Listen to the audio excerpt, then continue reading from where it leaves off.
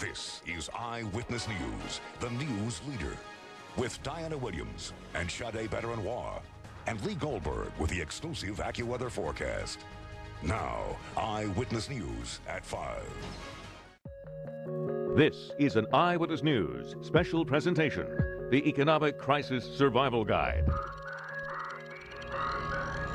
And good evening again. I'm Diana Williams. And I'm Sade Bedouinois. This past week, we've seen the stock market spiral out of control, plummet in a frantic freefall. And all Americans can do is watch as their retirement accounts dwindle with each passing day. So we wanted to again offer a special half hour filled with important information to help navigate you through this economic crisis. Our first survival guide 2 weeks ago generated a lot of response. So again, we're going to offer up answers to your questions, from retirement concerns and student loan help to banking issues and free help for credit card debt.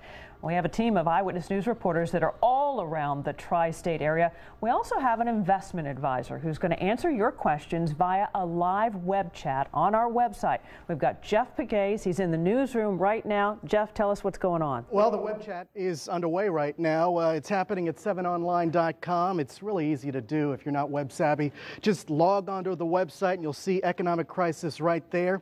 We're getting a whole range of questions from people. They're concerned about their savings. They're wondering if they should invest in real estate. They're wondering even if they should take their money out of the market altogether. On the other end of that live web chat, Richard Bregman is here. He's an investment advisor, CEO of MJB Asset Management. He's going to be answering those questions. In fact, he's doing so right now. Let me just show you one more time how you do it. Really easy. Log on to the website. You'll see his pretty photograph right there. Click on that. You can go to that, send in your questions, and he will answer them for you. Diana, back to you. We'll check back with you in just a few minutes.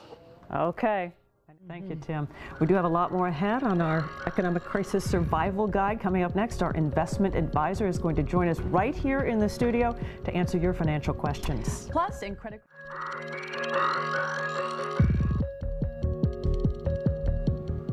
And joining us in the studio to answer your questions, investment advisor Richard Bregman. He's been upstairs participating in a web chat with viewers at 7online.com. He's going to go back to that in just a moment, but we wanted him to answer some questions here in the studio. We have a sample of questions from people in our area, and the first one is perhaps the #1 question that we've been getting. Let's listen to what this question is.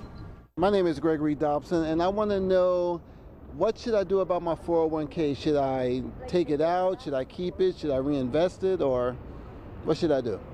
So, Richard, what should he do? He should keep it in and reinvest it. 401k money is money of last resort, in effect. If he's got a cash need, an emergency, he should look if he can borrow against it before even taking it out. If you take it out, you're going to face taxes and perhaps a penalty if you're under age 59. Yeah. Okay. And that penalty is very costly. That's a 10% penalty on top of your income taxes. Yeah. So okay, you're Richard. looking at 40% hit. We have another question. Let's listen in. My name is Phil. I'm from New York, Chelsea. My question is the FDIC 250,000 insured now, or is it not? Clear it up for us. It is. It's insured up to 250. That's part of the bailout bill that was signed into law. Same rules go into effect in terms of 250 per person per Social Security number. If you're going above that, go to a different bank. Okay, yeah. So pick a variety of banks, safe banks obviously, and you can open up a number of accounts. Yeah, and it doesn't even matter if it's a safe bank technically, because that's what the FDIC insurance does. If it goes under, you're insured. You're still insured no matter what. If you're under 250. That's okay. Right. Okay. Here's another question, and I thought this was very interesting because it speaks to the psychology of what we're all going through right now. Let's listen. My name is Mickey Mazzio, and obviously we're in a recession right now.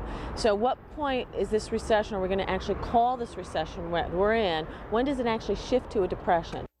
So when is a recession, and when is a depression? It's a good question, because I think a lot of us are asking that right now. Yes, it's a good question. Well, of course, a recession is a recession after it's over usually, because it takes time for the government statistics to come in and be measured. So we usually find that out months after the recession has ended or is well underway. The depression, I mean, based upon the statistics that were in force for the depression, the large-scale unemployment, we're not in a depression. But there are 3 things that you measure off of, correct? correct. We look at unemployment. Right. I think we've got a list here. We look at the unemployment rate. We look at the number of bank failures. GDP. And you look at the gross domestic product to determine whether or not you've got a recession versus a depression.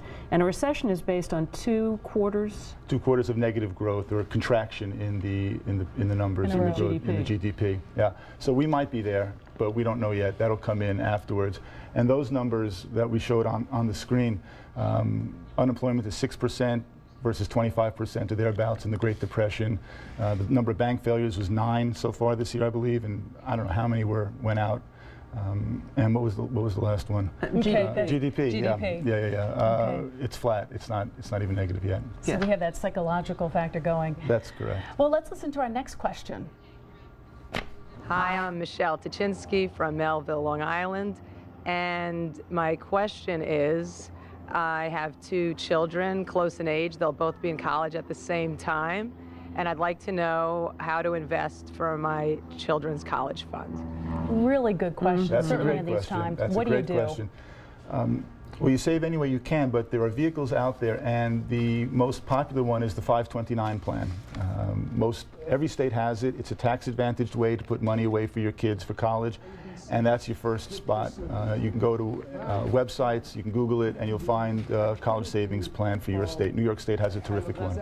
Okay, 529. 529. And that's putting money away in advance. That's putting money away in advance. You open up an account for your child or for anybody who's going to school, and you put money in. The money grows tax-free, and if you are in a state such as New York or New Jersey, New York or Connecticut, that has tax advantages for making the contribution, you get to make a deduction against your state income tax for that deduction. It's a great vehicle, great program. Great information, Richard. You and I have been on a live video chat earlier today with everyone's financial questions. A lot of people are still giving in their emails. Send them in. There was a lot of good, useful information. Here we are from earlier today. If you missed it and you want to check it out, go to our website at 7online.com and just click on video on the left-hand side of the screen. There we are. You were giving such great information to us. Thanks. It was a pleasure. Thank you for having me. If you still have questions for Richard, he will now return to his live web chat at 7online.com, and you can go there and send in your questions. Richard Bregman, thank you again. Thank you, Sade. Thanks, Diana. Thanks. And coming up next, we've got a warning about people. Well, during this half hour, a live web chat has been taking place on our website with some of your financial questions answered. Richard Bregman was down here, and now he's back upstairs. So let's check back in with Jeff Pegues to see what's been going on. Jeff, I understand you're getting a lot of questions up there. Dozens of questions, and we saw that a couple of weeks ago as well when we did this survival guide. And it's happening again, as you mentioned, Diana Sade. Richard, getting some exercise today. Your hands are working too, responding to some of these questions. It's all working today. You know, I noticed online one question that we got, and this is always an interesting one out there for homeowners concerned about their mortgage. Is now a good time to refinance? And I ask you that because the Fed chief today is suggesting that he might be open to the possibility of lowering the rates, right? Rates might come down. So is this a good time? It's a good time. Rates are still at historically low levels, and they might come down because the Fed might be lowering rates. The thing to watch out for is always the same. The credit lending standards are tougher now. Okay. So you can get good rates, but you have to have good credit. You might not be able to borrow as much. Okay, so what? You have to put more money down, 20% down these days to get the best rate? You'll have to put a larger percentage down. And the value of the home has likely decreased. So the overall amount of money you can borrow is probably going to be less than a few years ago. Okay, Richard Bregman, thank you once again. The web chat, by the way, it continues going until about 6:30, so send in your questions. And even if you don't have questions, log on to 7online.com because there might be a question there that might apply to your financial situation, so that might help you as well. 7online.com, the live web chat continues. Diana Sade? Yeah, that's right, Jeff. And what you can do is you can go to the website, you can read the question and see if the answer applies to you. It's just great information because people really are asking great questions, and Richard has been there to give us some really great answers to get you on the right path. Yeah, and we hope we've done the same. That does it for our second.